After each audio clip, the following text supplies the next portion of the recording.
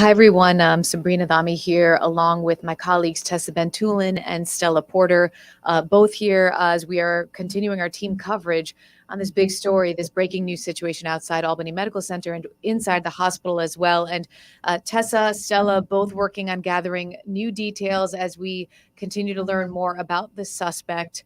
And I understand, let's start with you, Stella, because I understand you have some new details from the court papers, and you also went and spoke with the hospital this morning. I did, Sabrina. So we are learning a little bit about where this happened, how this all went down. So we know it happened on a medical surgical floor in Building C. That's part of that main complex on New Scotland Avenue. And the hospital says that a transport team was there to take Dino Savoca. He's a 61-year-old man from Colony. Take him or take his mother rather away from the hospital for treatment elsewhere. And that's when police are accusing him of pointing a gun at a member of the transport team and threatening that person. We just got some court papers in right now from Albany City Court where these charges are filed against him.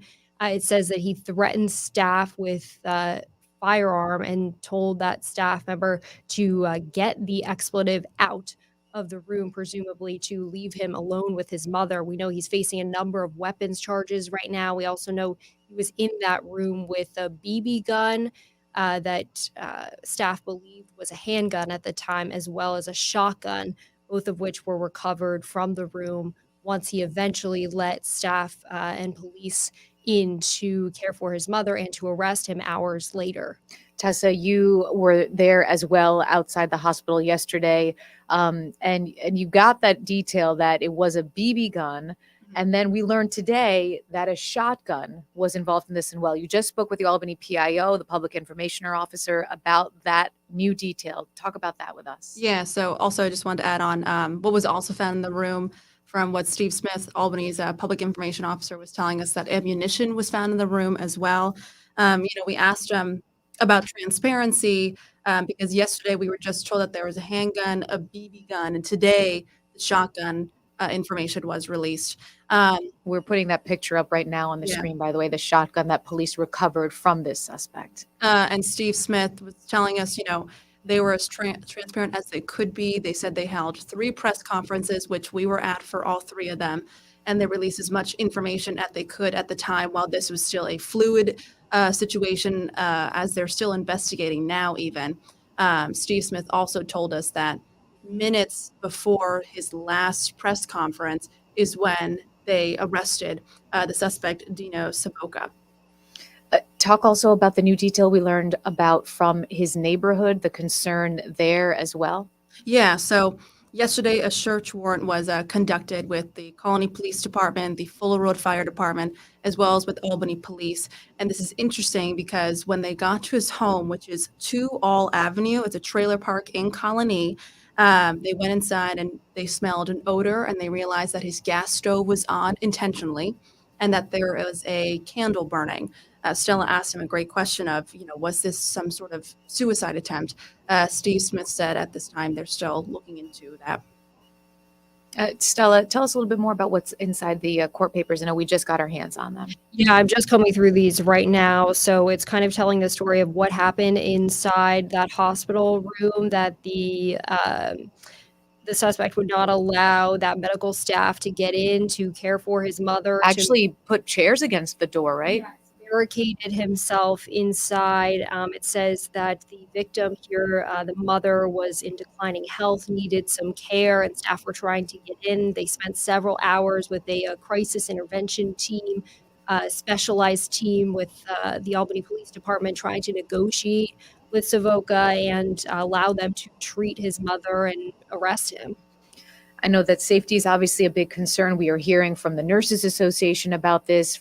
That was a lot of the conversation yesterday. You both were there about, what kind of weapon was this, and how was this person able to bring it inside the hospital? That's something that the Nurses Association is raising today, that they're saying that nurses have brought up these safety concerns in the past. We know that Albany Medical Center is one of the largest employers in the area. There are thousands of people coming in and out of there every day. So some concerns raised about possibly having metal detectors, additional security in place, better screening procedures based on, us now knowing that this shotgun and BB gun were able to make their way into a patient's room undetected. And I think also, yesterday we were speaking with Albany Med's public information officer as well. And he said, as far as staff and safety, I think for everyone involved, that's the number one priority, is making sure everyone is okay. And they reassured us, reporters, that that was their main thing, is making sure everyone's safe, everyone's okay, which they were throughout the whole event.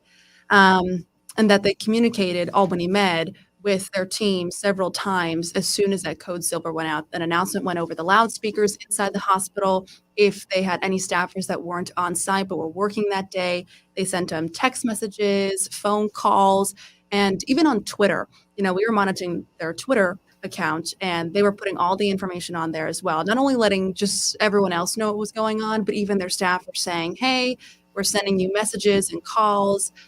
Remember to report to this one entrance that all the staff has to go in and out of. So they did a good job in making sure that everyone knew exactly what was going on and what they needed to do if they had to report to work. It was a emotional day for some people. You both did a great job making sure our viewers were well informed and that the people who are in and around the hospital got that information. So I know you both are really busy gathering these new details. So thank you very much for taking some time to update our viewers on YouTube. And we'll see you both starting live at 4 on News Channel 13. Let's get a pause here and get a check on the forecast, bring in meteorologist Paul Cayano, and find out what we're talking about with the forecast, Paul.